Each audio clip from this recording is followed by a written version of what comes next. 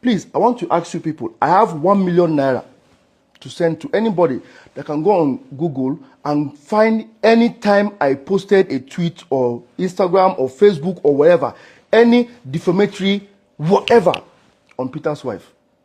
Please, the first person to send that thing to me on my DM will win 1 million naira. Jude Okoye.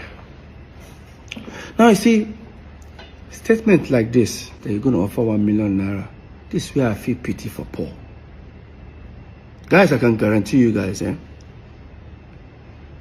Jude, we all know. Jude, you know you use Paul as a decoy. Yes. You try to manipulate Paul to say some things online so that at the end of the day, you're not setting up Paul for dragging. Now look at what you just said. Meanwhile, look at the innocent post Ola posted to wish I and Paul happy birthday. That's Paul's response. Now look at Jude's comment underneath.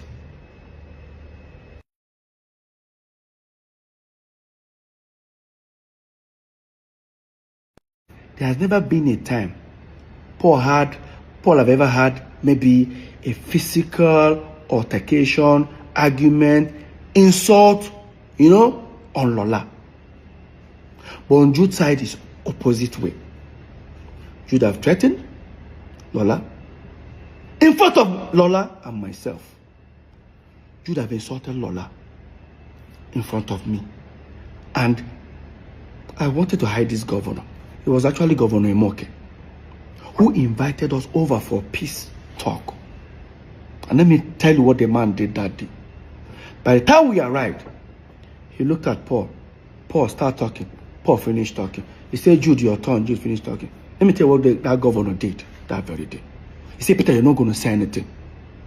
I thought it was like a team work, like, Governor, I'm not going to say anything. Why? They've all said their own side of the story. He said, Peter, I don't think you need to say something. I said, why? You look at me and say, Peter, Paul, if I were you guys, do you know what your problem is? It's this Jude. If I were you guys, fire him.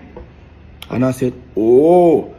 That was when you started saying, hey, you know what? As it is, they should tell Lola. Anyway, he says Lola, he's going to shoot her. Jude, you have so many times, countless times, insulted Lola in front of me, in front of people, in front of saying that tata. In fact, I don't want to even say this now. What if I tell you guys that Jude have insulted my son? Jude called my son a bastard in front of me and Lola. And yes, I will tell you guys this short story. Maybe I wanted to hide it. Some years back, when my girlfriend then Lola was pregnant, I didn't want the news to break me. I decided to break the news. Because then, there was too many baby mama of so celebrity, baby mama, so celebrity gave birth, so celebrity impregnated. I didn't want that to happen to me. We went for a Sound City Awards. We won 3 awards that day. When we were leaving the venue, the paparazzi, the media people gathered us. Of course, we held the awards. We were having more like an interview. Next thing I did was, they said, well, who are we dedicating the awards? I picked up the first award. I said, this award is for God, I am Almighty. I praise God with that one. Second award, I said, I dedicate this award to the fans and to everyone who has supported us. The last one, I say, this one is for the mother of my unborn child and my incoming son.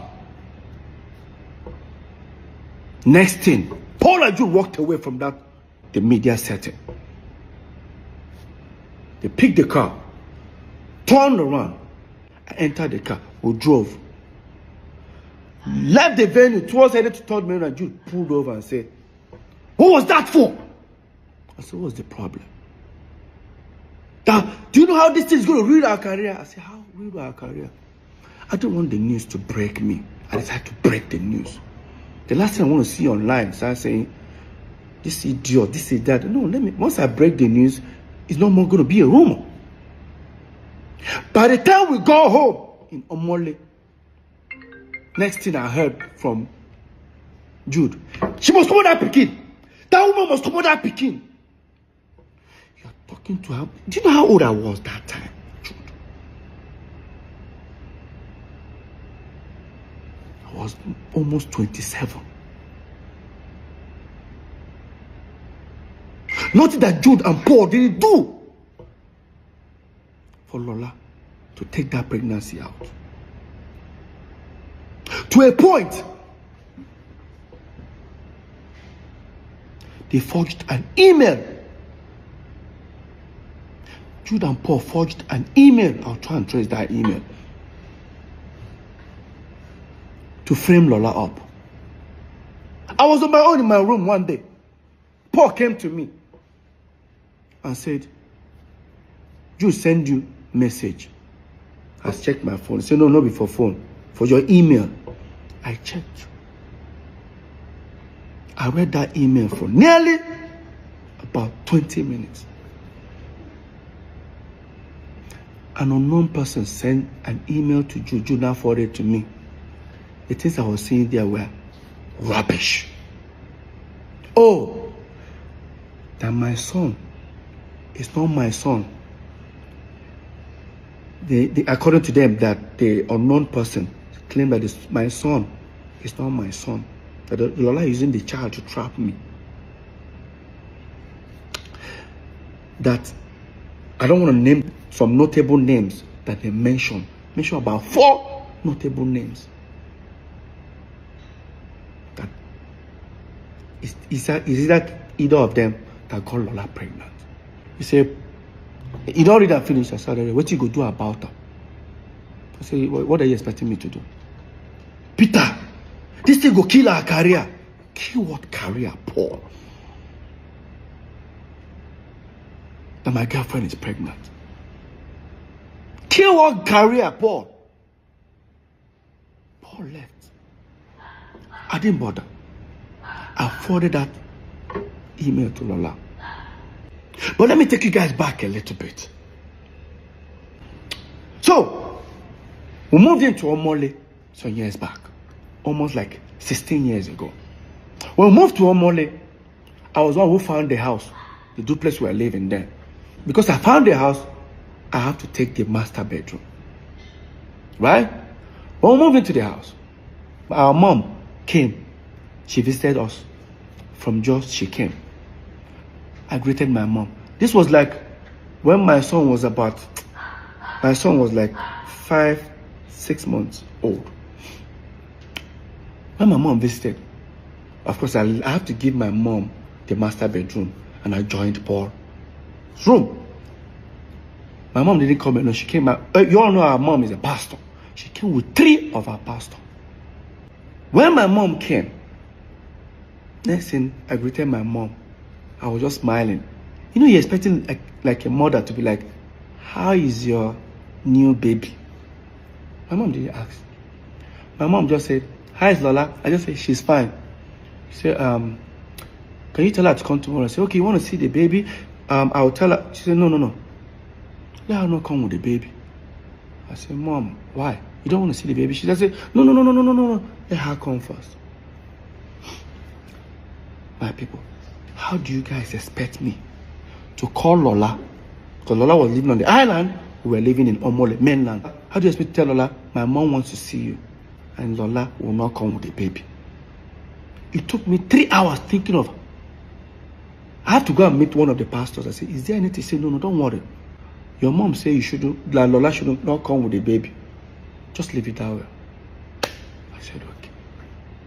And I finally got an idea. And I called Lola. Hey, babe, what's up? My mom is in town. Oh, really? And she wants to see you. She said, oh, nice. She wants to see the baby. Okay, I'm going to give the baby a bath once I get up. You know, I said, Lola was so excited. I said, Lola, do not come with the baby. She was like, why? I said, because we fumigated the house. It's not going to be good for the baby to inhale. She said, when did we do the fumigation? I said, Even our mom is actually uncomfortable about it, but she just have to manage. So it's not good for the baby.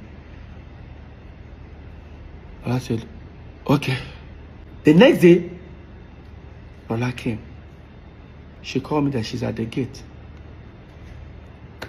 I went outside. While Lola sat in the living room, I didn't see anybody in the house.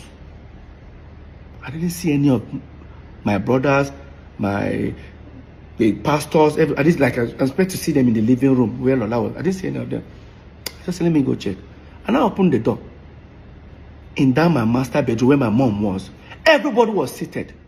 Even our firstborn, the one that is older than the next person before Jude, that lives in Lagos, was there. Tony, my brother, was there. The pastors were there. Paul and Jude were there.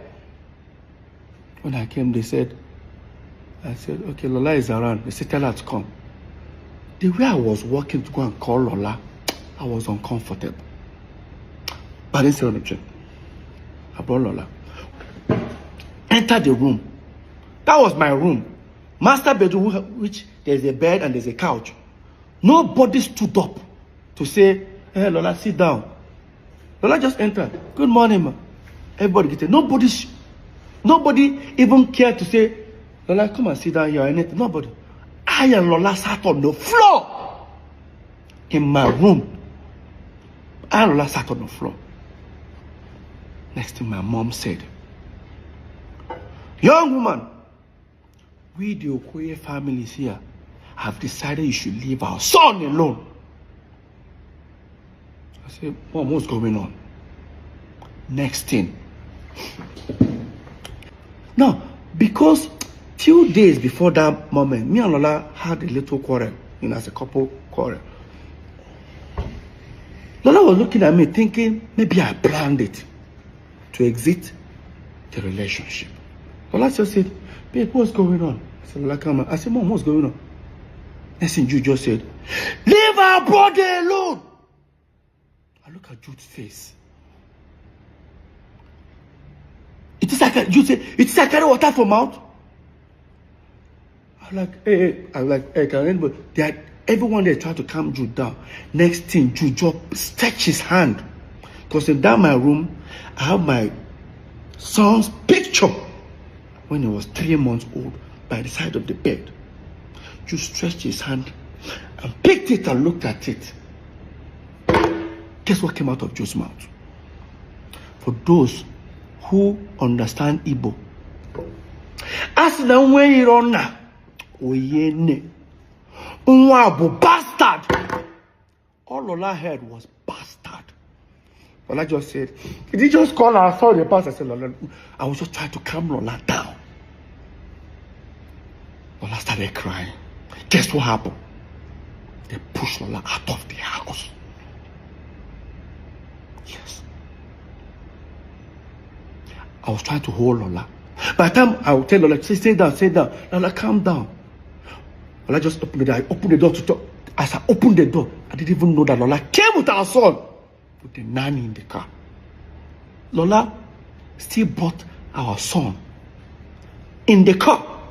That means she was like, to her, like, okay, even if our mom, if the child cannot enter the house, her mom can come outside and see the baby in the car. That's how Lola jammed the door, zoomed off, and went back inside. Everybody have left the room, except my mom and one of the pastors. And I said to them, what have you guys done? I told Mom, did you pray before? Our mom, is it like our mom sees vision. I won't lie to you. I asked my mom, I said, did you pray before coming? Next thing our mom said, she came to take care of the situation before she can go and pray. I looked at my mom in her face. I said, this is not right. I left. Guess where I went to? I went to a hotel nearby in Omole. I stayed there alone. For hours, I waited till a particular time. I drove, went to the island. I knocked at the last door. Knocked, she wasn't picking the phone. The cook now came. Said, Madam, don't pack her things, so come out. I said, I'll help her pack some bags. I didn't see Lola and my son for over 5 months. 5 months after that incident, my mom came back to Lagos. Gathered everybody again.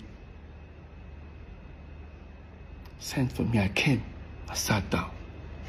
You guys would have imagined the trauma that was going on with my brothers. We were still doing shows, doing everything together. We sat down. I sat down with everyone in the room again. Here's what happened that very day. The pastor started with the prayers. Finished the prayers. And I said, Peter, what we're about to tell you, you might be disappointed. But take it that they say God works in wondrous ways. This might be one of them. As the pastor was, talking to you, like, Jude was just hissing. But this time I was now sitting close to the table near the bed. And I said, Peter, stretch your, let me have your son's picture. He said, don't worry. I just stretched. The same picture that Jude made that statement on. Now look at the picture. Peter, the Spirit of God said we should tell you this. That if anybody insult this boy again, if he's killed, kill that person. This is your blood.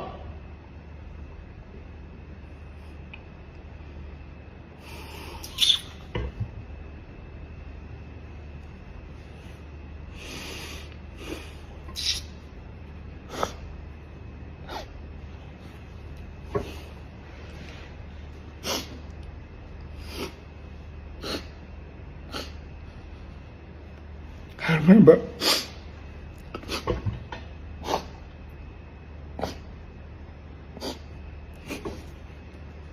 I went down the floor, I started crying. I opened my eyes, everyone had left the room. When everyone left the room, my mom said, why am I crying? That they just told me a good news. I told her, what's good about this news? What is good about this news? I went to the wardrobe because it's my room. Started packing my bags.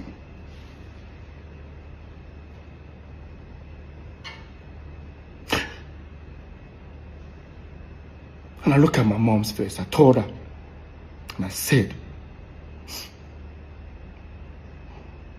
this thing you started, I pray you'll be alive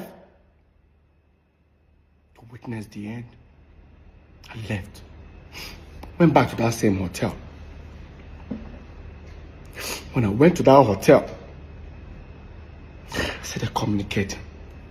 Then there's a family friend of Lola who has a son that's older than my son with about a few months. So I'm always calling him, do you know where Lola is? I'll call him, say he doesn't know and all that, But sometimes when I'm talking to him, I can hear a baby crying in the background. So I wasn't, because when Cameron was born, I was not there. It was this guy that was there. You know why? Do you even know why I wasn't even there? I think, oh my God. I wasn't there when my son was born. I bought a ticket to travel to make sure I was there for my son's birth. To book the show in Akwa Ibom.